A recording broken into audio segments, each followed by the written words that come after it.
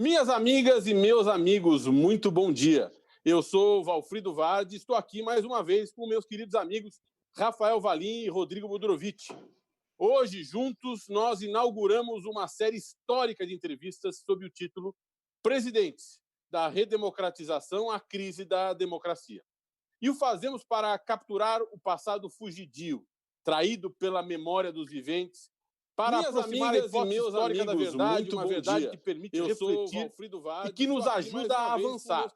O mote é a epopeia da nossa jovem democracia, da democracia que se seguiu ao fim do regime militar, do qual raiou a nova república, sob a esperança de uma nova Constituição, e com ela, o despertar de um gigante deitado sobre os braços do povo, pela memória dos soberano.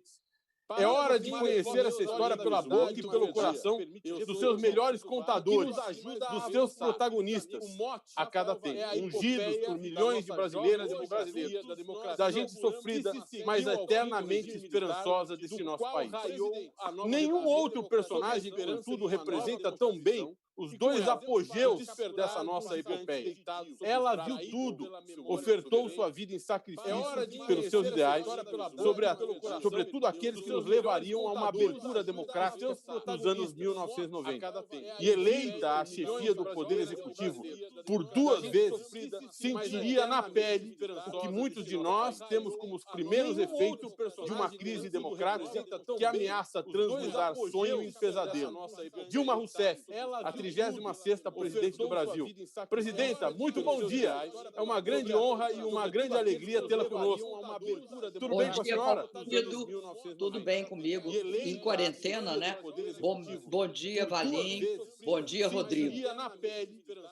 Presidente, nós temos perguntas para a senhora. Vamos logo a elas. Tá bom? Vamos embora? Muito bem. A senhora tomou posse no primeiro mandato, no dia 1º de janeiro de 2011. Na ocasião, figuras femininas foram homenageadas com painéis espalhados pelo eixo monumental em meio a milhares de pessoas. O Congresso recebeu 2.000 convidados para a cerimônia, dentre eles chefes de Estado de 17 países. Grandes cantoras brasileiras a homenagear. Quais as venturas e desventuras de ser a primeira mulher a presidente do Brasil? A senhora tomou posse no primeiro mandato? Olha, a aventura, sem dúvida nenhuma, é que nós chegamos a ser a primeira presidente, né? Nós, mulheres, chegamos a ter o cargo de presidenta da República. Aliás, eu sempre contei a história de uma menina cuja mãe e ela eu encontrei no aeroporto, que me perguntava se podia. Se podia o que eu perguntei para ela? Eu era candidata. Ela disse ser presidenta. Eu falei, pode, você pode. É isso que eu acho que é a aventura daquele momento. É o símbolo de que é possível uma mulher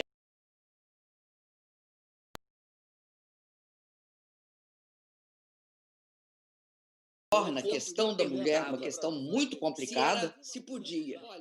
Tudo isso, naquele dia, mostrava um outro Brasil. O Brasil em que as mulheres, que são fundamentais dentro da sociedade, assumiam o papel político mais importante da nação, né?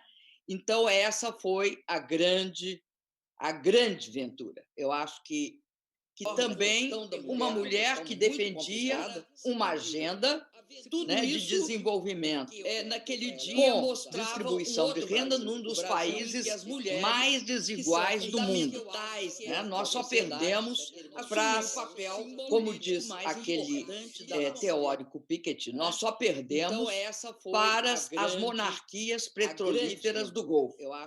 Lá a desigualdade é maior, que se concentra só numa parte étnica da população. No Brasil, nós temos um nível de desigualdade estarrecedor, que está se aprofundando. Então, ser mulher e participar de uma agenda em que as mulheres seriam contempladas pelo Bolsa Família, pelo Minha Casa Minha Vida, prioritariamente, foi algo extremamente importante. Em que nós lutamos e criamos a lei contra o feminicídio, a Casa da Mulher Brasileira. e todas as iniciativas que tivemos para combater a violência contra a mulher. Mas houve desventura.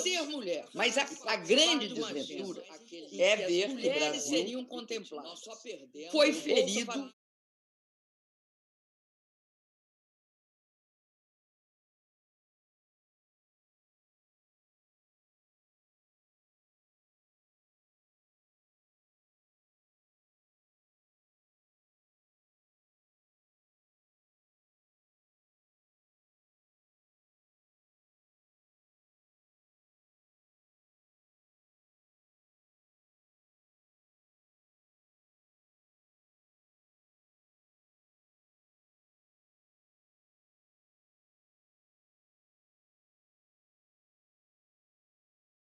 Perdão.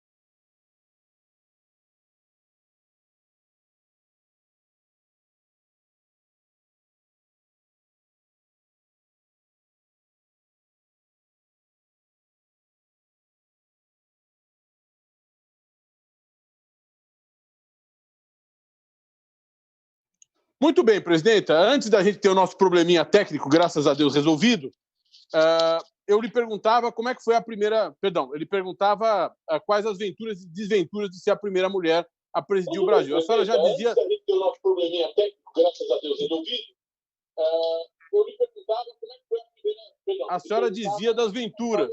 Quais foram as desventuras?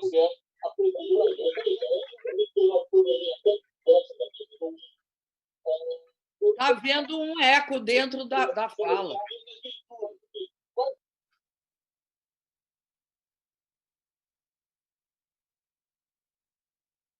Vamos tentar ouvir a sua resposta, presidenta. Olha, eu acredito, como eu já disse, que a aventura foi ser a primeira vez que uma mulher no Brasil chega à presidência da República. E a desventura foi o golpe de 2016. Por que tem de ser visto como a grande desventura? Porque comprometeu a democracia do país. Ou seja, o golpe de 2016, que me afastou da presidência por um impeachment sem crime de responsabilidade, ele é o ato inaugural de um processo golpista que até hoje está em andamento. Até hoje está provocando, eu acho, grandes perdas para o Brasil. Primeiro, porque essa desventura não era só o fato do golpe e me tirar da presidência, era por que o golpe? Para quem e para o quê?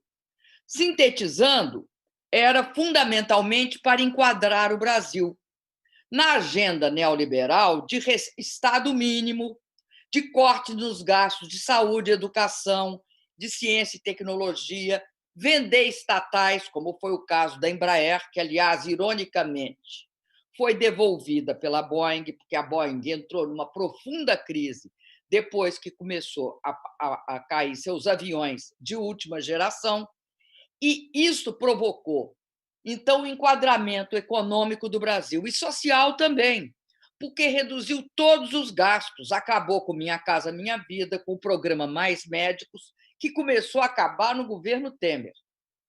E fez algo absurdo, constitucionalizou a austeridade, colocando na Constituição a PEC dos gastos, que limitava por 20 anos que o Brasil ficaria com a sua população fora da decisão, porque eles decidiram por 20 anos manter o Brasil só gastando em juros e tirando o povo do orçamento, porque só gastando em juros, quem mais precisa de gastos na educação, e hoje nós estamos vendo com a epidemia do Covid, na saúde. Então, foi dramático. E, além disso, também enquadrava o Brasil geopoliticamente, porque jamais o Brasil, tinha uma atitude de submissão aos Estados Unidos.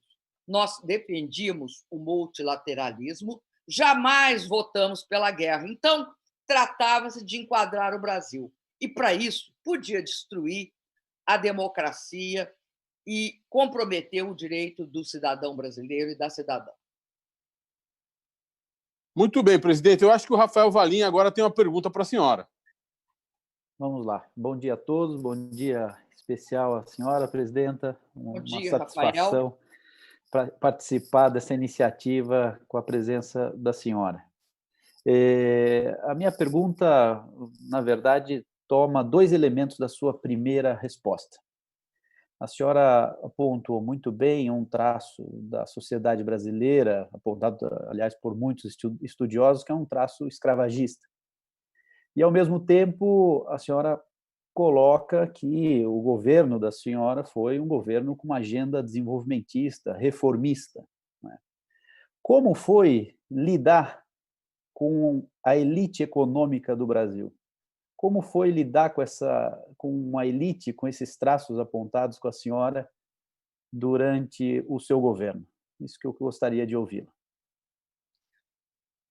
Olha, Rafael, eu acho que cabe uma análise no Brasil, que vários estudiosos estão fazendo a respeito do reflexo do escravismo, né, do modelo escravista na sociedade.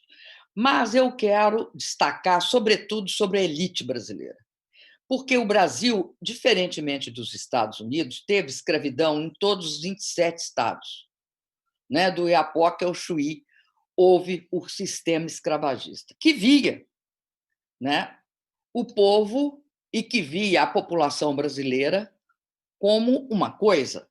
Não eram pessoas, não tinham direitos, eram propriedades que tinham de dar lucros, nem que fosse uma exploração intensa por 9 anos consecutivos, levando a maioria à morte. Isto é um traço da elite brasileira, porque essa elite foi formada, a de hoje foi formada a partir daí.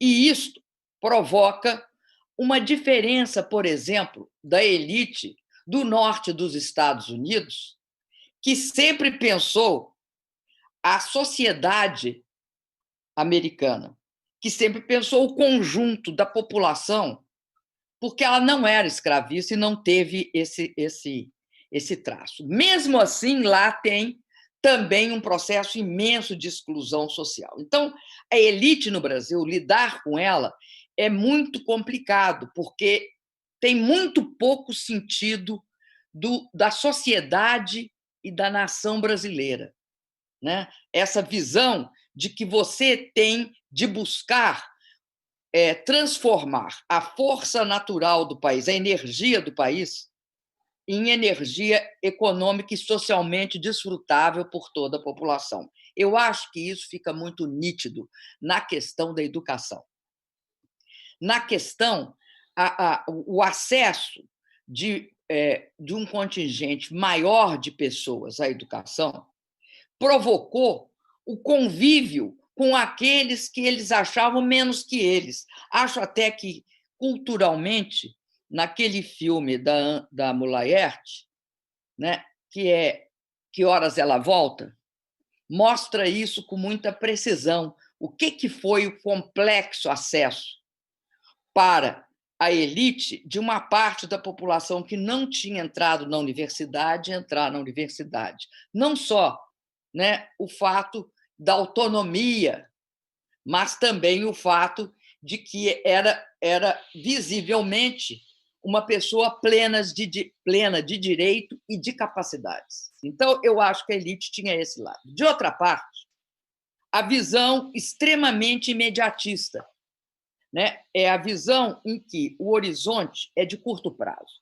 Por quê? Porque como aqui no Brasil, como no resto do mundo, a elite brasileira está capturada por uma das características mais graves do neoliberalismo, que é a financiarização. Então, a visão de curto prazo e a lógica do que nos Estados Unidos eles chamam de stakeholder, a loja do acionista e daquele que dá suporte aos negócios, é uma lógica que implica em que o negócio tem de dar lucro trimestralmente. Então, o capitalismo trimestral ou dá lucro trimestral ou não há uma avaliação positiva daquele negócio. Então, a nossa elite ela também está capturada por isso, que é uma característica que leva e que explica o nível de concentração tão violento no topo, o nível de desigualdade que não só é característico do Brasil, é campeão, mas hoje tem um movimento generalizado nos países ocidentais desenvolvidos que amplia de forma drástica, né? E muitos dizem que as finanças, ao invés de ser um vento a favor do processo de desenvolvimento, aplicando no mundo real, nas empresas de infraestrutura, industriais, de serviço ou na agricultura, passa a ser um vento contrário, que diminui o investimento também, porque, exemplo, aqui no Brasil, a visão de que é importantíssimo a ciência e a tecnologia para que você possa fazer o que se chama, em economia de catch-up, ou seja, que você possa alcançar os países desenvolvidos, não é valorizada. Você olha que, em todos os países, é fato que é o Estado Nacional que é o responsável pelos grandes investimentos em ciência e tecnologia. Você veja nos Estados Unidos, né? Há uma importante estudiosa sobre essa questão que mostra que são os laboratórios do governo do Pentágono responsáveis pelas grandes descobertas, como a internet, o reconhecimento facial, a tecnologia do toque, né, do toque, e várias outras. Internet, começa com eles a internet das coisas, o investimento em computação quântica. Tudo isso é feito pelo Estado, mas, de uma certa forma, a tecnologia, ou seja, o uso dessa ciência é feito pelo setor privado. Aqui no Brasil, você tem uma imensa dificuldade de articular as duas coisas, porque o setor privado não tem interesse em gastar dinheiro também com a ciência, o desenvolvimento científico e tecnológico. E o mesmo fenômeno está se vendo também em muitas empresas americanas. Então, eu acredito que tem uma visão, a elite brasileira tem uma visão muito pequena do país, muito pequena, inclusive, da forma de inserção do país internacionalmente. Ela não defende seus interesses. É como se ela se conformasse com o que ela consegue aqui e não buscasse um desenvolvimento maior, nem de si mesma e nem da sociedade brasileira. Muito bem. Muito obrigado. bom, presidente. Muito bom.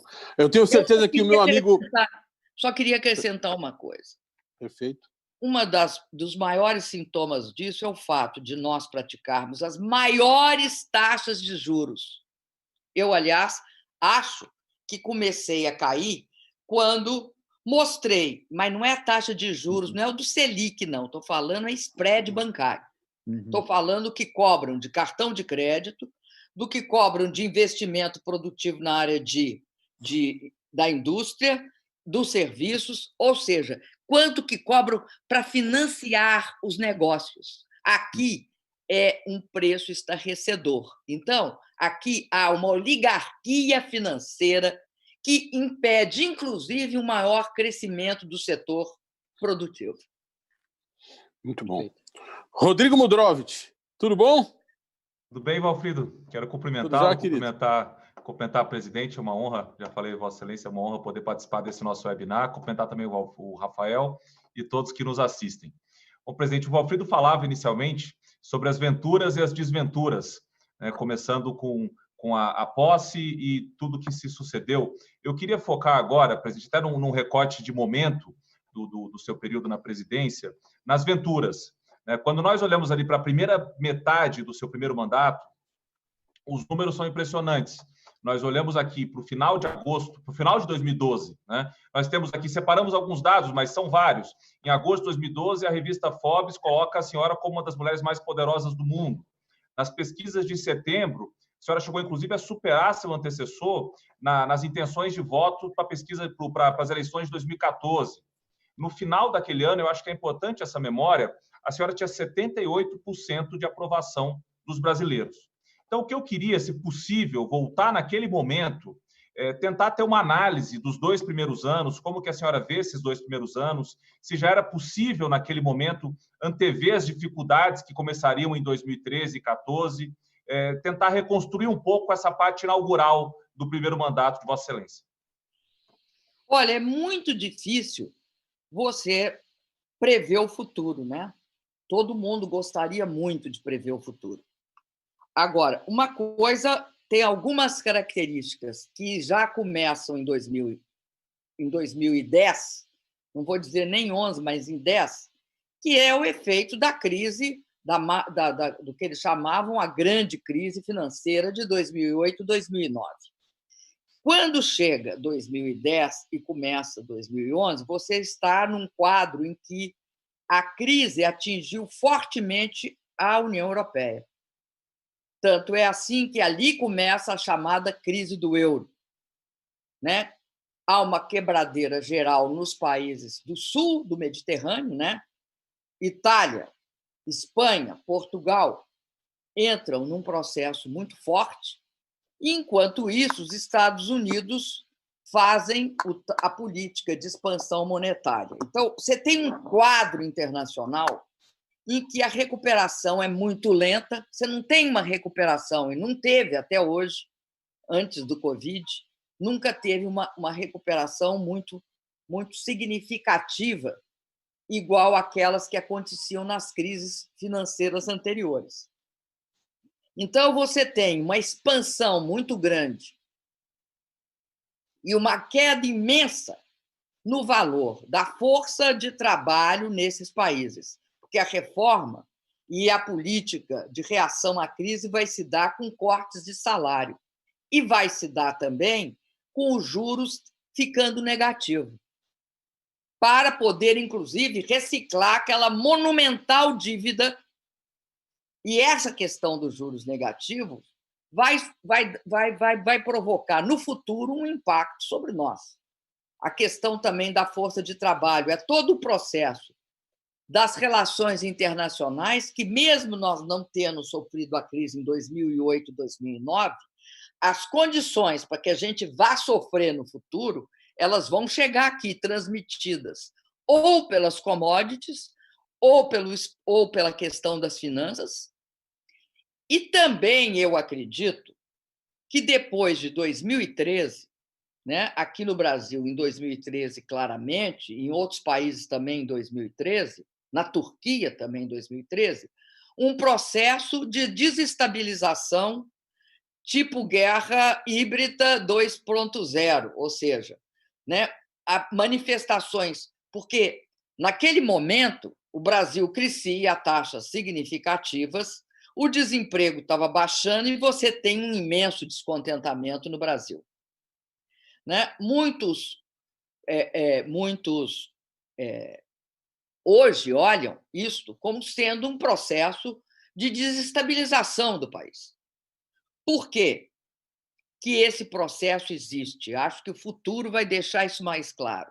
Existe tanto no chamada Primavera Árabe, né, que, no caso dos árabes, é complicada, porque, como disse um dos líderes do Irã, a Primavera Árabe eles iam transformar num verão muçulmano, e fizeram isso. Transformaram a Primavera Árabe num verão muçulmano e deu no que deu. Né? Você não tem nenhum dos países que entraram na Primavera Árabe e mudaram os governos mantendo isso. Pelo contrário, no Egito você teve não só era o Morsi, que virou presidente, que depois foi preso, inclusive morreu na prisão, e foi demitido por um golpe de Estado, né, militar. E teve isso em todos os países. Né? Na Turquia, a mesma coisa. Houve aquela reação da praça de Taksim. Eu até já estive lá e não lembro o nome da praça. Taksim. E lá, naquele momento, até isso foi divulgado, eu recebi uma ligação do presidente da Turquia de então, dizendo para mim o seguinte: olha, é muito similar o que está acontecendo aí com o que está acontecendo conosco. Tem Black Bloc, tem o Anonymous, né? E tem esse processo de transformar uma reivindicação local numa questão quanto à democracia. Né? Então, você chega a um momento em que eu creio, tá, que houve todo um processo ali de erosão que começa, porque você não tem o motivo para colocar o governo federal na questão das passagens de ônibus de 2013. Você não tem, porque o governo federal não tem nada a ver com as passagens de ônibus. Pelo contrário, a gente tinha reduzido vários impostos ou tarifas que incidiam sobre a passagem para impedir um processo de reajuste monumental das passagens. Então, não é por aí, não foi por aí. Não é uma decorrência. E depois, aquela questão bastante estranha, que foi, eu acho que ela teve um papel de marketing muito grande, que era: nós queremos um padrão FIFA. Porque, naquele momento, a FIFA era vista como uma instituição acima de qualquer suspeita. Ninguém ainda sabia que ela estava sob investigação de todos os órgãos policiais do mundo e que os processos pelos quais eles usavam pressionar os governos para contratar serviços que a eles interessavam era extremamente forte, levando-os, inclusive, a questionar, né, a prontidão dos investimentos nos outros países. Então, houve, inclusive, isso, tal do padrão FIFA.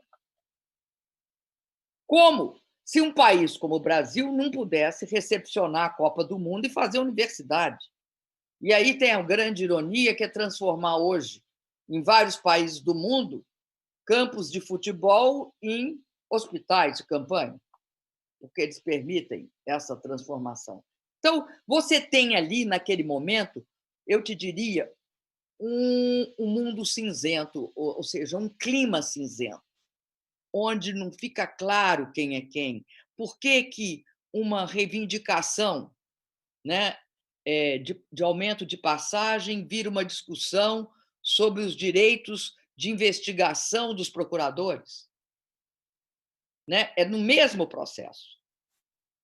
E esse processo vai levar a uma outra questão, que é muito importante de ser analisada, que é o fato de que, no Brasil, os governos progressistas eles decorrem das eleições presidenciais, que são quase plebiscitárias. Enquanto isso, os congressos mantêm um perfil mais conservador. Isso explica uma outra coisa. Nós tivemos, pós-Constituição de 1988, o surgimento de um bloco democrático no Brasil, de centro. Eu chamaria um centro democrático, que foi crucial para garantir a estabilidade, né, a governabilidade, simplificando, dos diferentes governos de diferentes espectros, mais de esquerda, mais de centro, mas esse centro democrático que tinha pessoas, né, de grande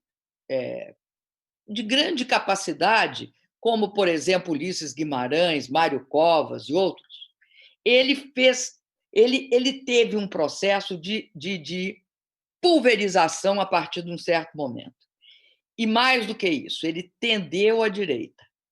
Então, em 2009, quando nós perdemos a CPMF, porque o relator era Eduardo Cunha, que começa, a partir daquele momento, a hegemonizar pela direita o principal partido desse centro, que era o PMDB, junto com o PSDB. Então, você tem uma ida para a direita do centro democrático. Você tem isso também, que se dá nesse período. Não vai ser só em 14, final de 14, que é quando isso vai se manifestar. Isso foi construído antes. Então, esse processo é um processo extremamente complexo, que vai explicar por quê, quando chega, o que se esperava era que eu não ganhasse a eleição, né, no segundo mandato. No primeiro eu tinha ganho, tudo bem, ela conclui, mas não pode ganhar no segundo. Então, é uma eleição muito, muito renhida, mas eu ganho. Um pouco antes da minha vitória, a Globo News, com a fala do Merval, diz o seguinte: se a presidenta Dilma Rousseff foi eleita hoje, certamente haverá um impeachment. Ou seja, o impeachment meu do segundo mandato foi definido antes de eu tomar posse. E a gente sabe que aquela lei antiga do impeachment diz o seguinte: eu só posso ser julgada por coisas que eu cometi no meu mandato. Então, elabora um processo de impeachment antes de eu tomar posse. E logo na sequência de eu tomar posse, eu não tinha 6 meses de mandato, tinha 16 pedidos de impeachment. Portanto, não tem nada a ver com a lei. A lei é clara. Para eles poderem ter argumentos contra mim para ter impeachment, teria de ter, pelo menos, transcorrido o meu mandato, o primeiro ano dele. Eu fui, então, julgada. Por quê? Eu fui julgada pelo fato do que aconteceu em 2015. Só que em 2015 eles mudaram o entendimento que até então o TCU tinha tido até 2014. Mesmo assim, eu paguei tudo dentro do ano fiscal. O que eles questionam é que não era prontamente pago. Nunca foi prontamente pago. E nunca foi feito pelo presidente. Ainda tem isso, que era aquela lei, toda a legislação que envolve o pagamento de subsídio pelo Banco do Brasil aos agricultores era uma lei e, portanto, não era executada pelo presidente, ela era executada pela burocracia estatal. Então, esse processo é um processo que começa antes, não começa esse dia. Começa lá em 2000, final de 2012, início de 2013, quando surgem também os grupos de direita. Quando os grupos de direita começam a aparecer e a montar o sistema de ódio que hoje a gente assiste. O Vem Pra Rua e o MBL usavam as mesmas práticas que os grupos do Bolsonaro usam, e foram grupos do Bolsonaro, ou, pelo menos, grupos de sustentação da subida do Bolsonaro. Então, eu acredito que havia e houve, naquele momento, no Brasil, aquilo que a Naomi Klein diz que é a lógica implantada pelo Milton Friedman. Quando há uma crise, se você apresente seu programa para poder fazer as medidas neoliberais que não são passíveis de ser aprovadas por voto. E aí você transforma o politicamente inviável, o politicamente impossível num momento histórico, no politicamente inevitável, que era o que aconteceu. O impeachment permite isso. E aí você tem o ano de 2015, que você vai assistir, uma coisa que a imprensa, não fomos nós, a imprensa chamou de pauta-bomba, que era o objeto do quanto pior, melhor, né? Então, tudo que a gente mandava para garantir uma melhoria da situação orçamentária e fiscal era transformado no seu oposto, além das práticas que se convencionou chamar, que eram as práticas do jabuti na árvore, né? Dentro daquele dizer popular brasileiro. Se o jabuti está na árvore, como ele não sobe sozinho, é enchente ou mão de gente. No Brasil era mão de gente. Não tinha enchente suficiente para tantos penduricalhos e medidas provisórias. Obrigado, presidente. Muito bom, presidente. Presidente, acho que a gente pode dizer que uma das reações às manifestações de 2013 foi a instituição das chamadas leis de anticorrupção e de organização criminosa, essa última que criou a delação premiada, que foi instrumental para a Operação Lava Jato. Como é que a senhora vê o combate à corrupção que se estabeleceu a partir do seu governo, a partir de 2014, sobretudo? Olha, o que aconteceu? As leis, elas tiveram aquele processo que transforma uma passagem de ônibus, né? Uma luta por um não aumento numa passagem de ônibus, numa questão relacionada à luta contra a corrupção e por defesa dos direitos, das prerrogativas dos procuradores, é um processo complexo, no qual entra a mídia, os que queriam desestabilizar o governo desde o início, por exemplo, o PSDB. Né? Eu acho que o Tasso Gereissati, quando confessa que houve três equívocos do PMDB, esqueceu do quarto, que era o comprometer a democracia. Eles usaram isso durante um tempo. Então, você vê o movimento dos procuradores. Até então, você não tinha uma visão do que ocorreria no país pós a lei de organização criminosa, nem as demais. Houve todo um processo na sociedade que mobilizou setores jurídicos, que mobilizou setores da mídia, mobilizou todo mundo e produziram a tal da lei de organização criminosa, com alguns vetos. Eu a sancionei. Ela tinha duas características mais graves, do meu ponto de vista. Uma, ela... E também eram sempre duas... essa lei é engraçada. Ela é que nem aquela figura grega que tinha sempre duas faces, era bifácil. Tinha a face ruim e a boa junto. Ela tem a mesma coisa, ela é bifronte. Ela, por exemplo, precisava, porque tudo estava já definido. Você já tinha uma legislação sobre delação premiada e sobre também a penalização do corruptor. Mas nunca tinha sido muito tipificado o corruptor. Geralmente, no Brasil, né, você culpava o Estado, só o corrompido. O corruptor não tinha... Você não... Isso é muito típico do Brasil também. Bom, então, esse lado, vamos dizer assim, o da delação premiada, eu acho que foi um equívoco, porque é uma cópia literal do que acontecia nos Estados Unidos e que permite, pela lei anglo-saxã, né, que você tenha uma autonomia para aceitar certo tipo de prova. Não sei se isso tem de ser mantido. Eu até hoje não tenho uma certeza a respeito da delação premiada. Eu acho que o uso no Brasil tinha de ser abandonado da forma como foi usado, né?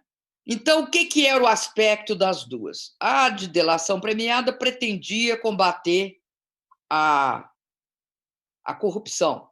Não estava previsto que ela seria usada como instrumento político por Lawfare.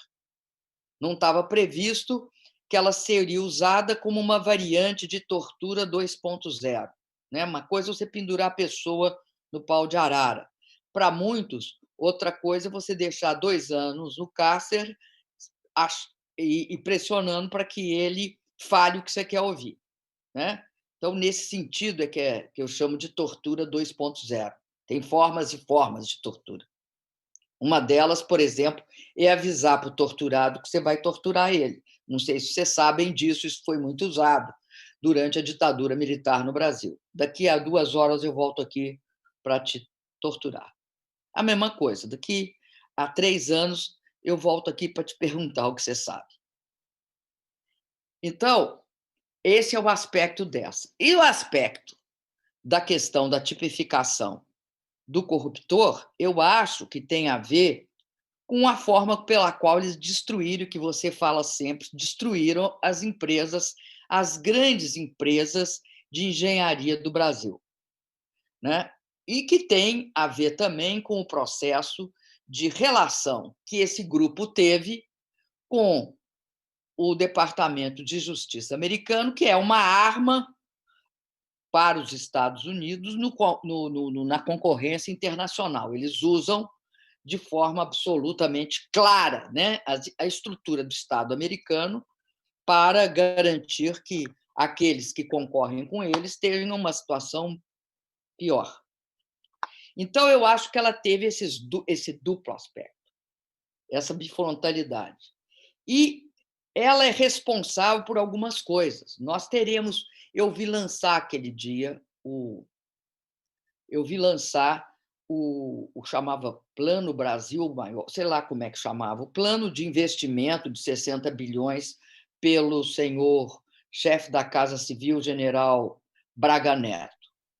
E eu me pergunto como eles querem fazer aqueles investimentos privados, sem nenhuma estrutura financeira de apoio, porque bancos privados no Brasil nunca financiaram investimento, dado as elevadíssimas taxas de juros, incompatíveis com o financiamento de longo prazo, e eles tinham criminalizado ad nauseam o Banco Nacional de Desenvolvimento Econômico e Social, BNDES, e, ao mesmo tempo, tinham destruído as empresas de engenharia brasileiras.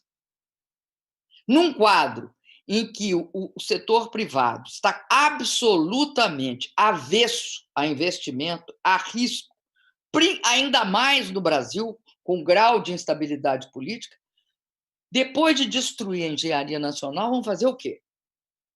Com quem? Vão achar que as empresas de engenharia internacionais, tirante a China, são capazes de chegar aqui e investir e assumir todos os riscos? Então, é algo extremamente grave o que aconteceu. Essa lei produziu 2 monstros. Impactou a economia brasileira e impactou a democracia brasileira. Então, ela, na sua bifrontalidade, foi usada para o mal, não foi usada para o bem. A avaliação que eu faço é muito negativa daquele momento. Acho que aquele momento é um momento que, vamos dizer assim, eles afiam as armas para o golpe. As armas para o golpe são afiadas ali. Essa lei auxilia a afiar e brunir as espadas para dar golpes. Obrigado, presidente. Rafael. Vamos lá. Aproveitando esse tema, presidente, o seu mandato, especialmente, o mandato da senhora, é tomado até hoje, quando se colocam diversas ameaças a essas instituições que compõem o sistema de justiça no Brasil, como um momento em que não houve uma interferência. Por exemplo, na Polícia Federal, não se utilizou a Polícia Federal como polícia política. Entretanto, o que nós assistimos foi, dada essa, vamos dizer, essa independência dessas instituições que compõem o sistema de justiça, houve como uma insurgência de parcela desses agentes contra um governo democraticamente eleito. Então, nós tivemos o contrário, na verdade, uma insurgência que resultou no que a gente assistiu. O que eu proponho aqui, convido a senhora, não teria sido possível resistir mais a essa insurgência? E, a propósito do sistema de justiça, hoje, com um certo distanciamento histórico, o que a senhora teria feito diferente em relação a esse tema? Olha, primeiro, eu acho que nós equivocamos-nos quando aceitamos uma regra meio sindicalista de indicar o procurador-geral a partir de uma lista tríplice feita por eles. Por quê? Porque nós estávamos, ao fazer aquilo, eu falo nós porque foi eu e o Lula que fizemos isso, nós estávamos, ao fazer aquilo, reduzindo a estrutura de pesos e contrapesos que tem de haver dentro das instituições. Toda instituição tem de ser objeto de fiscalização. Toda instituição tem de ser objeto de contrapeso. Então, o que nós estávamos aceitando? Aceitando que uma instituição que nós concordávamos saiu da Constituição de 88, com os procuradores, com autonomia de investigar e com capacidade que não podia ser tolhida, tivesse, ao mesmo tempo, o direito, que não estava previsto na lei, porque isso não existe em lugar nenhum do mundo, de indicar o seu dirigente. É uma visão que tem a ver com o fato de que, por um motivo que a gente pode investigar daqui a pouco, no Brasil é visto o seguinte: aquele que é escolhido e tem a legitimidade do mandato popular, ele é considerado menor do que aquele que prestou concurso individual para um cargo. Isto contraria qualquer princípio constitucional de algo parecido, não precisa de ser igual, não, é parecido com democracia. Porque é impossível que o poder popular, que é o fundamento do poder democrático, seja considerado menor. Tem a ver com isso. E eu acho que tem uma repercussão do que era o papel das corporações. Tira a corporação aí, no sentido atual da palavra, mas dos intermédios, do que se chama em teoria política, os intermédios. Por exemplo, no regime escravista, né? Que é o feitor. O feitor tem um papel no regime escravista e ele tem sua legitimidade nesta hierarquia, certo? Isso impacta, eu acho, a visão burocrática do Brasil. Essa é algo estarrecedor. Não é possível que nós suponhamos que isso seja efetivo. Então, você tem uma prática que basicamente antidemocrática. E aí eu quero te dizer que isso foi muito, muito ruim. Tem uma razão imediata, que era tentar acabar com a história do engavetador-geral da República. Mas é o seguinte, o remédio e a doença foram muito ruins. A doença, que era o engavetador, era muito ruim, mas o remédio também. O remédio também. Porque permitiu certo tipo de entrelaçamento de interesses que até hoje a mim espanta. No que se refere ao processo de não interferência na Polícia Federal, é algo também complicado. Por quê? Porque a Polícia Federal, da forma como ela está estruturada, ela não podia ser objeto de uma interferência para transformá-la numa polícia política. Se você tem um mínimo de compromisso democrático, você não vai fazer isso. É óbvio que eles podiam estar me dando golpes, mas, ao me dar golpes, você queria que o quê? Que eu chegasse a um ponto de interferir neles e obrigá-los a investigar? Ora, eles tinham investigado, não foi isso que aconteceu. E também não se justifica transformar a polícia. É muito delicado duas instituições, Polícia e Receita Federal. Essas duas instituições, de maneira alguma, podem deixar de estar blindadas. Elas não podem se transformar em instrumento de luta política, porque aí você degringola o sistema democrático, total. Então, eu queria destacar aqui, no caso, que tem um fato que eu acho muito relevante quando se trata da Polícia Federal. Uma das coisas que eles tentaram... Você veja, hoje eu sou acusada de ter sido absolutamente impávida, colossal, salve-salve com a Polícia Federal. Você não se esqueça que passaram me acusando sistematicamente de estar interferindo. Hoje a gente olha daqui e vê que não houve interferência. O próprio juiz Moro é obrigado a cometer tal sincericídio. Mas, na luta política no Brasil, não foi isso que foi feito. Tá? Não foi isso que foi feito. Óbvio que não teve consequência nenhuma. Mas, no processo de fake news tão falado hoje, houve fake news institucionais no Brasil. Vamos falar a verdade. Por quê? Num golpe, a primeira vítima é a verdade. A primeira vítima, além da vítima, né, de carne e osso e sangue, é a verdade. Então, eu acho que fica muito difícil tentar falar ou tentar colocar que nós devíamos interferir. Né? É dito isso para mim e para o Cardoso.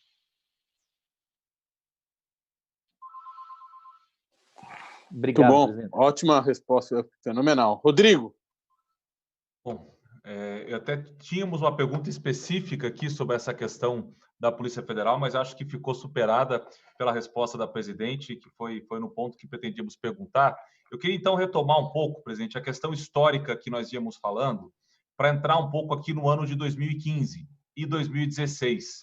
Tá? Então, Vossa Excelência até diz no começo que entende que é precipitado se falar em instrumentos de impeachment antes que se dê tempo a quem foi eleito para que governe. Né? E quando nós voltamos aqui para a retrospectiva histórica, nós percebemos que a aceitação inicial do processo de impeachment que Vossa Excelência sofre, ele ocorre em dezembro de 2015. Portanto, então, menos de um ano antes do início do seu segundo mandato. O que eu queria perguntar a Vossa Excelência é que, dentro do aspecto político, não quero discutir agora o aspecto jurídico. Só um pouquinho, Rodrigo, o que foi antes de 2015? O que eu vinha dizendo, presidente, aqui, nós caminhávamos aqui com uma reconstrução histórica. Então, falamos de 2012, 2013, a reeleição de 14, e agora começaremos aqui a entrar um pouco mais no segundo mandato de Vossa Excelência. Estava só tentando retomar o fio temporal aqui da nossa conversa, né? Então, o que nós temos aqui no final do primeiro ano do segundo mandato de Vossa Excelência, há, então, o início desse processo, que é o processo que nós gostaríamos de discutir agora um pouco mais com Vossa Excelência. Primeiramente, dentro de um prisma político, ou seja, olhando para o processo de impeachment, ele parece ser, dentro de uma perspectiva política, o fim de um denominador comum, ou seja, de uma busca por algum tipo de diálogo que, eventualmente, então, naquele momento não se conseguiu estabelecer. O que eu queria ouvir de Vossa Excelência é sobre aquele momento especificamente, como que era o diálogo com o Congresso e se era possível se pensar algum tipo de denominador comum, se houve algum tipo de consenso sugerido, como que era aquele momento específico, saindo agora de 2013, 14, entrar para o final de 2015 a relação de Vossa Excelência com o Congresso, num Brasil que já era totalmente diferente naquele momento. Bom, o Congresso são, né, os deputados e os senadores e as direções da casa, que são fundamentais, e das comissões, né? O que aconteceu, que eu comecei a antecipar numa outra pergunta, o que aconteceu no Congresso no Brasil? Aconteceu o seguinte, no segundo mandato do presidente Lula, dentro do PMDB, começou a haver uma mudança de rota. O senhor Eduardo Cunha, ele começa como estando numa comissão. De estar numa comissão, ele passa para dirigir, para ser a líder do PMDB. E no início, fevereiro de 2015, ele é eleito presidente da Câmara. O presidente da Câmara é um cargo importante tanto para estabelecer as formas pelas quais as comissões atuam e, portanto, o que pode, o que não pode, como é que vai ser aprovado. O que acontecia com o governo? O governo, ou o partido do governo e seus aliados, não de centro, seus aliados, mas à esquerda, tinham 130 votos, foi o que sempre tiveram, por exemplo, quando se vota o impeachment. Naquela época, tá?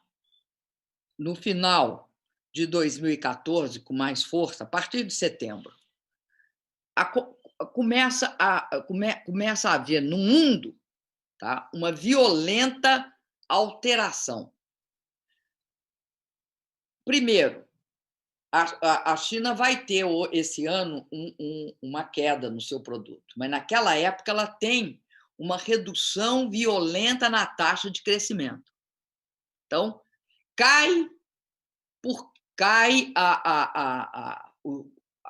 há uma queda no PIB chinês. As commodities, exemplo, petróleo. O petróleo cai de 150, 120, tá, para 50 dólares, o barril do Brent. E despenca todas as commodities minerais e todas as commodities agrícolas. É nesse quadro que entra 2015.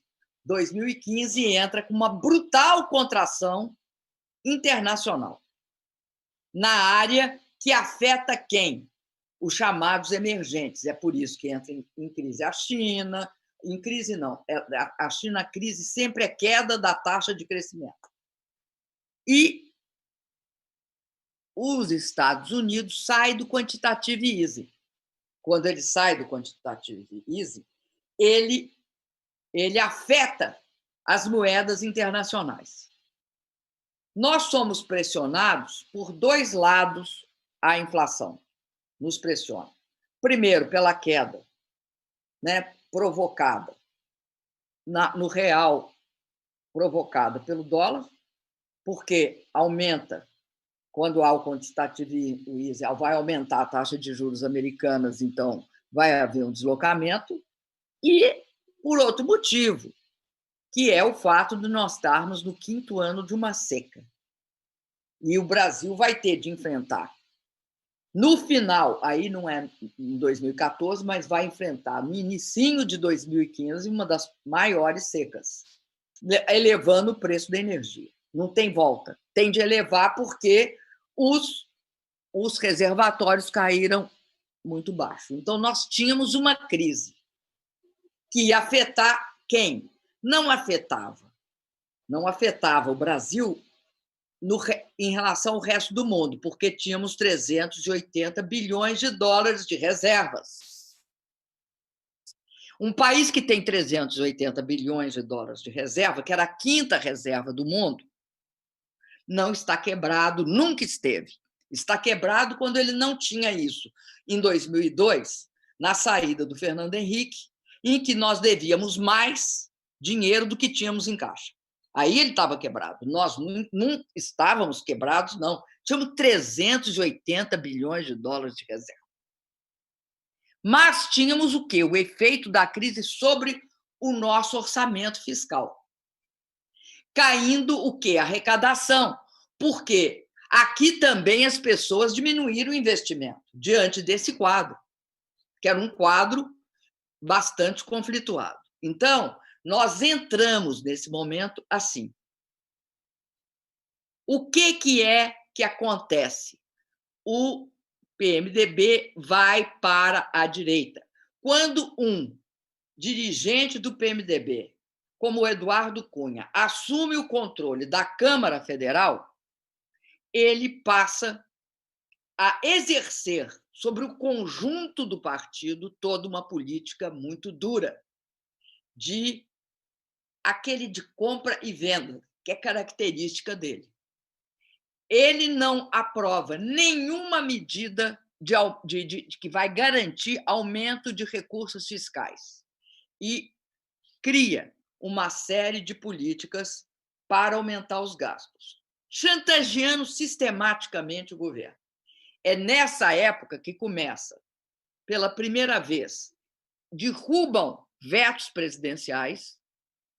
Pela primeira vez, além de derrubar veto presidencial, muda uma outra questão que está se vendo hoje. Começa a haver toda uma pressão para transferir o direito de definição de gasto do executivo para o legislativo. É neste momento que acontece isso. Isto é um processo que está ligado ao fato de que o Centrão ganhou uma hegemonia de direita quase extrema. Porque o senhor Eduardo Cunha é completamente autoritário e conservador nos costumes. Contra a mulher, ele tem... Nós, para provar a lei do feminicídio, fomos obrigados a tirar da justificativa viés de gênero. Não podia ter gênero. E por aí, e tudo isso tem de ver o seguinte, não há um endireitamento do Congresso Nacional. Há um conservadorismo no Congresso Nacional. Este processo não é por falta de conversa e discussão. A conversa com o Congresso Nacional, ela existiu antes, durante e depois. Quando você acha que um governo não conversa quando está em risco 40 bilhões? Isso ocorreu em 2009, quando nós perdemos a CPMF. Para quem nós perdemos? Quem era o relator? O relator era o Eduardo Cunha na Câmara Federal. Como todas as reivindicações dele não são atendidas, ele segura a votação e deixa a votação ir com muito pouco espaço de tempo no Senado, que se revolta com isso e acaba, por vários motivos que aqui não cabe entrar, votando contra a CPMF. Um deles é esse motivo que você conhece, porque você viu ele você viu na Avenida Paulista, é o Pato Amarelo. Conhece o Pato Amarelo? O Pato Amarelo, de quem não queria pagar o pato, ou seja, diante de uma crise não se paga impostos. É isso que o Pato Amarelo diz. Da mesma forma, em todo aquele processo, todas as tentativas nossas viravam o seu contrário. Por exemplo, a gente queria diminuir o custo para investimento em bens de capital. Ele botava várias outras coisas junto. Ele negociava. E o seguinte, vocês pegam os depoimentos e o que acha a Polícia Federal dele, tá? A Polícia Federal e os depoimentos dele, o que dizem, ele negociava o Congresso Nacional sistematicamente. Mas eu queria dizer uma coisa que eu acho importante. Naquele momento, houve também a percepção, não só por eles, houve a percepção de que era possível aquilo que a Naomi Klein falou, transformar o politicamente inevitável, aliás, inviável, no politicamente inevitável, por meio de um impeachment. Eu acho que como é que surge a ideia do impeachment, eu não sei.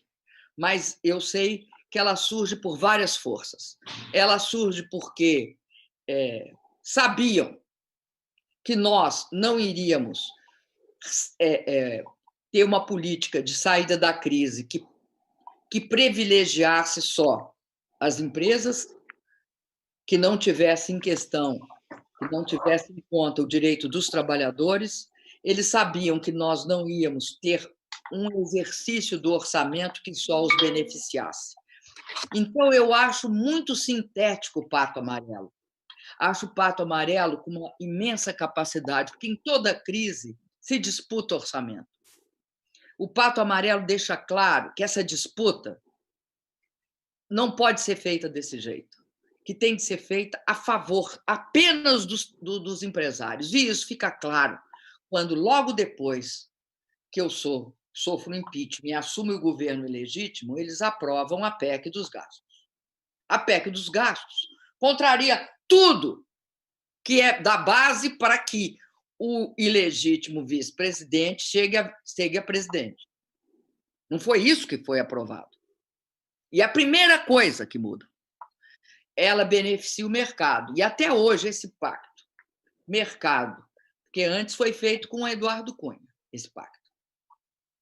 Né? A Globo parou de atacar o Eduardo Cunha quando ele avisou à Globo que a nossa lei de controle monopolista dos meios de comunicação, ou seja, impedir que o meio de comunicação, a mesma lei que tem nos Estados Unidos, seja controlado, seja o mesmo tipo, seja controlado verticalmente, que tenha de ter um equilíbrio de composição.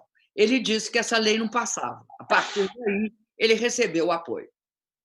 Então, esse pacto, que implica no Estado mínimo, vamos parar de gastar, porque você veja que é interessante que a criminalização para me tirar seja fiscal. É muito interessante, porque é fiscal, porque aí está a briga. Está a briga em relação ao que é a capacidade e para quem é a capacidade de investimento e de gasto do Estado brasileiro. É isso que está em questão.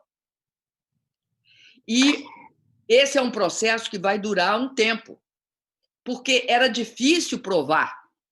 Tanto é assim que, por exemplo, a própria assessoria do Senado diz que não tinha crime de responsabilidade, ou seja, que não se caracterizava o uso indevido, porque para tudo tinha respaldo legislativo.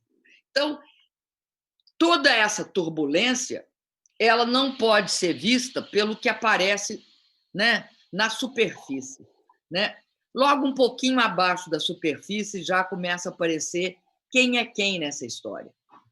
E aí você tem partes do mercado, porque temia algo que tem de ser encarado no Brasil. O Brasil não pode aceitar que se pague taxas de juros e que tenha spreads bancários que seja 300%, a 500%, a 200%. Não pode aceitar isso. O Brasil não pode aceitar que você tenha tal nível de concentração econômica na mídia.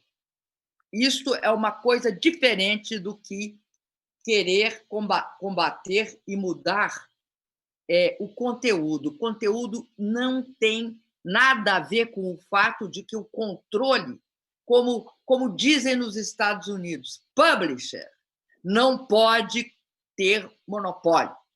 Por isso que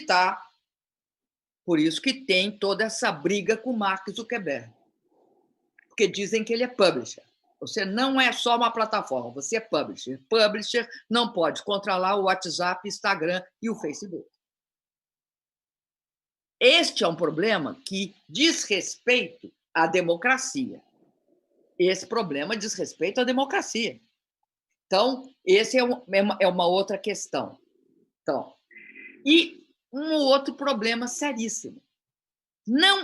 Não tem como dar conta das necessidades do país com a atual estrutura tributária.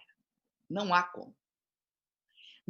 Eu cheguei no limite do possível, né? Fazendo programa de distribuição de renda. Não há. O Brasil ou faz uma reforma tributária que contemple ganhos de capital, grandes fortunas e grandes heranças,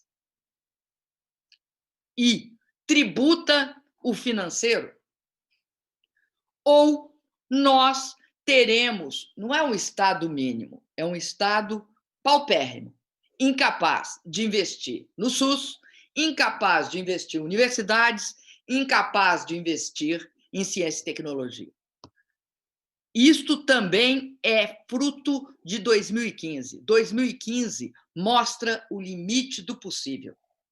A partir dali, ou muda a estrutura e muda a forma, ou não tem como você continuar. E isto vai ficar mais dramático ainda, cada dia mais dramático. Por quê? Porque você terá uma população cada vez mais empobrecida.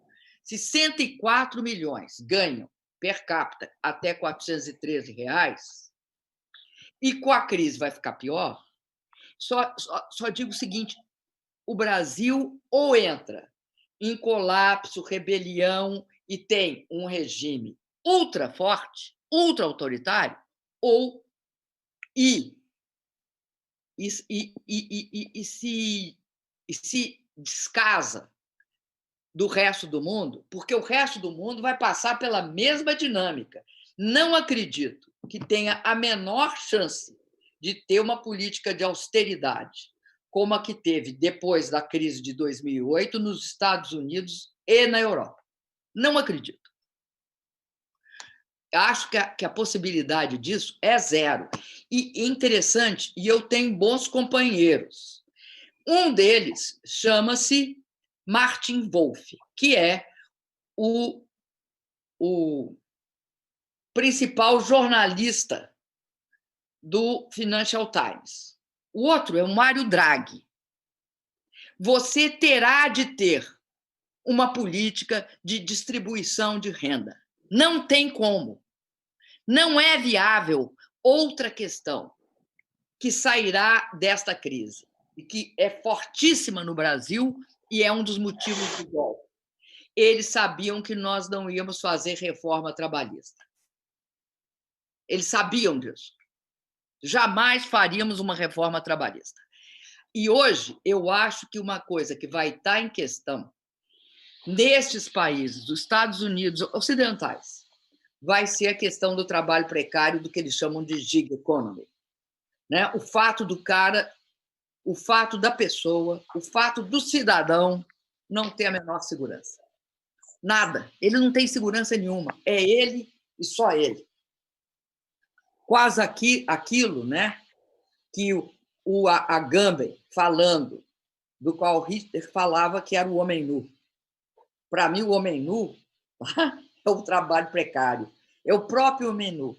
Ele não tem nem tempo de sacrificar os deuses, porque essa era a base do homem em Roma. Ele é o absurdo, a pessoa que não tem a segurança dele assim, 2 horas de vida. O controle do tempo dele é uma coisa absurda. Então, eu acredito que aquilo que foi gestado lá em 2015 e que virou 2016 e 2017, com as reformas que fizeram, é algo que não tem como se manter, pelo imenso grau de erosão econômica que esta crise que atingiu o mundo inteiro vai produzir. Não acredito. E, em 2015, deu o golpe. Hoje, o que resta é o autogolpe. Agora, o autogolpe é para conter o quê? Colapso e caos social. Naquela época, era para conter essa política que eles falavam que era esquerdista, que era um absurdo chamar de esquerdista uma política que estava distribuindo renda. Presidenta, nós temos aqui um registro histórico único. Eu não tenho dúvida de que nós fizemos um passeio na história, pela história do seu mandato, pela história recente do Brasil. Nós já temos 1 hora e 20 minutos de transmissão, milhares de pessoas a assistem, e eu vou, representando os meus colegas, Rodrigo e Valim, fazer uma última pergunta à senhora, para que a gente encerre, então, a nossa transmissão, esse, como disse, um maravilhoso registro histórico com o qual a senhora nos brindou na manhã de hoje. Como a senhora avalia, presidente, o governo Bolsonaro e as suas perspectivas? O governo Bolsonaro termina, o governo Bolsonaro representará uma crise da democracia que nos levará a uma ruptura das instituições e uma ruptura democrática? É essa a perspectiva? Eu não sei, eu vou te falar assim com sinceridade. Eu acho que o que a gente pode fazer, como pessoas, né, humanas que somos, são cenários possíveis. Há vários cenários possíveis, né? O que eu acho é que, primeiro, a gente tem que saber a natureza desse governo. Ironicamente, esse governo é produto dos fogo amigo da Lava Jato e do fogo também do governo Temer.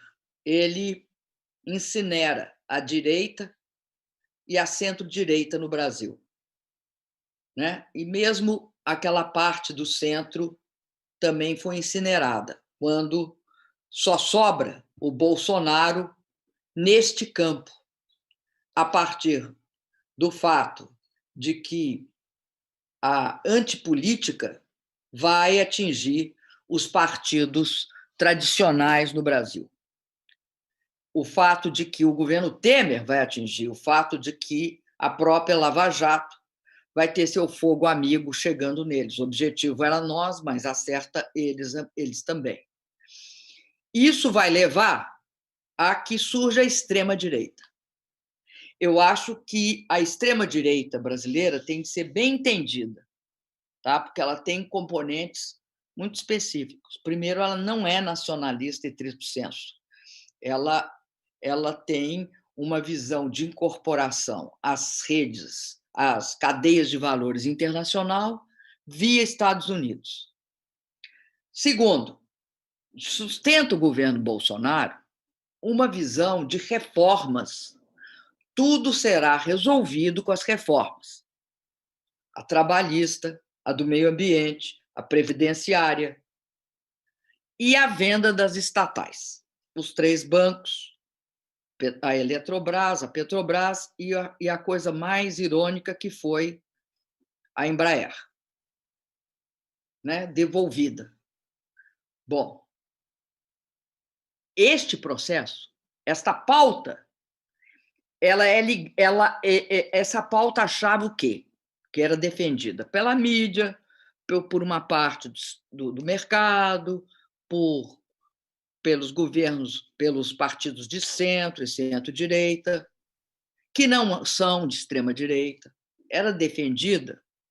E, como não tinha, era melhor o Bolsonaro do que o PT, do ponto de vista deles, eles votaram no Bolsonaro, também porque achavam que o tutelariam.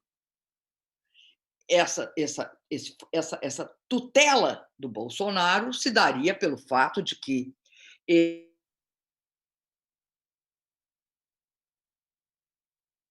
de ataques sucessivos pelos quais ele funciona, que é típico, foi típico do Hitler, do Mussolini, hoje é típico dele, né? Você, mesmo sabendo que não ganha, você faz uma proposta. No dia seguinte, você recua. No outro dia, você mantém a proposta, de tal forma que ele consegue colocar tanto a AI-5 quanto até intervenção militar como sendo objeto de discussão no Brasil. Bom, mas eles acharam que mandavam nele, que eles moderavam ele. Eles esqueceram que o Bolsonaro, como representante lídimo do neofascismo, não tem o chip da moderação.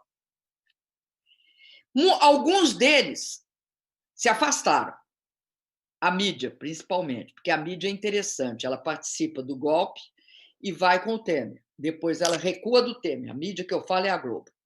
Ela recua do Temer. Depois, agora, ela apoiou o Bolsonaro, agora recua do Bolsonaro e vai tentar um outro caminho. Desculpa que estão ligando, eu vou desligar. Então, você tem hoje um processo em que esses dois lados têm hoje fricções, né? Há um descontentamento. Há muita gente que apoiou que acha que passou dos limites. Mas tem uma coisa extremamente preocupante, do meu ponto de vista, que é o fato que se mantém uma parte do pacto neoliberal neofascista. Isso está claro em alguns segmentos. No Congresso, está claro também com certos setores, por exemplo, das Forças Armadas, enfim, tem ali um nível de sustentação. Então, você tem, pelo menos, vamos falar a primeira hipótese. Ele se mantém. Ele se mantém o Covid, que ele negou a existência. Por quê? Ele queria se proteger das consequências do desgaste, do efeito econômico do Covid, que vai durar mais do que a doença. Né? Ou seja, a crise econômica é mais longa, porque a doença vai exigir, né, que se alterne fechamentos com aberturas. Então, ele segura esse tipo de situação de equilíbrio instável, se mantém. Essa é uma hipótese. Segunda hipótese, ele trabalha com sucesso para as suas aproximações sucessivas do autogolpe e o dá. Terceira, é possível construir uma frente democrática de amplos setores da sociedade que vão abandonar suas ilusões. Eu não digo que abandonem sua agenda, mas vão abandonar o fato de que, para realizar sua agenda, eles precisem do Bolsonaro. Eles mantêm a agenda neoliberal deles e aceitem ser democratas. E não negociem com a manutenção do Bolsonaro. Essa é a terceira. E aí você volta para um outro governo, que pode ser aí 2 cenários. Pode ser o Mourão ou pode ser uma nova eleição. O Mourão, se você questionar a chapa toda no TSE, ou uma nova eleição, ou o Mourão, pura e simplesmente. Então, essas 3 hipóteses elas estão postas. Eu acho que é melhor para o Brasil seria uma ampla frente democrática. Por quê? Porque não é só o problema do Bolsonaro. nós temos um problema seríssimo, porque nós contaminamos as instituições democráticas e vamos ter de recompô-las. Então, uma frente democrática serviria para isso. Ou seja, tudo que foi, né, tudo que foi atingido teria de ser recomposto de uma certa forma. Nós não poderíamos aceitar continuar convivendo no Brasil com austeridade dentro da Constituição e coisas que tais. Agora, eu acredito que o Brasil vai ter uma muita grande dificuldade se optar pelo caminho do autogolpe. Por quê? Porque nós não vivemos numa época em que a visão deste processo no Brasil, do ponto de vista internacional, está sendo extremamente negativa. É extremamente... É interessante como as pessoas insistem em ligar. É extremamente claro, né, que não nos veem com os bons olhos. Todos os democratas do mundo, e mesmo os não democratas, não nos veem com os bons olhos. Porque nós não somos só... Hoje, o Brasil não é só governado por um autoritário, mas é por uma extrema-direita. Extrema-direita enraivecido, que quer armar a população, que, ao mesmo tempo, defende que vai passar a boiada, e a Amazônia, que é um valor internacional, que não é só... é fundamentalmente nosso, mas eles também prezam, né? Vai ser arrebentado, que tem todas as barbaridades que nós convivemos todos os dias e que a estratégia do Bolsonaro é ir normalizando. Eu acho que não se pode descartar essa questão das aproximações sucessivas. Ele faz um absurdo hoje, fala que não foi bem isso amanhã, no dia seguinte ele continua fazendo o absurdo. Então, eu acredito, sinceramente, que nós corremos hoje um risco grande. Esse cenário está colocando o autogolpe como um importante item da pauta. Presidenta, foi magnífico, foi extraordinário. Eu quero, antes de terminar, cumprimentar os meus companheiros, Rodrigo Bodrovitch, Rafael Valim, dizer à senhora que nós não temos como agradecer. O Brasil inteiro vai rever esse debate, essa conversa, essa entrevista. Nós vamos transformar isso num livro, eventualmente num documentário. É fundamental a sua contribuição nesse momento, presidente, para reconstituir a história, reconstituir esse passado que é próximo, mas que a cada dia que passa fica esmaecido na memória das brasileiras e dos brasileiros. E eu agradeço profundamente pela sua generosidade, pelo seu carinho conosco, pela sua confiança, presidente. Muito, muito, muito obrigado, viu? E eu queria te dizer, Valfrido, que eu também agradeço imensamente essa oportunidade. Agradeço ao Rafael Valim e ao Rodrigo por terem sido assim tão generosos junto com você na relação comigo. Então, fico muito feliz de ter estado aqui, muito honrada também por ter sido convidada por vocês para participar desse projeto, que eu vou chamar um projeto, que é vocês olharem qual foi a presença dos presidentes na história recente do Brasil. Então, muito obrigada. Um abraço, um carinhoso abraço virtual na senhora, na esperança de que eu possa, em breve, dar um abraço físico. Um beijo no seu coração. Um beijo também. Um abraço, presidente. Muito obrigada. Tchau, tchau. Tchau, tchau.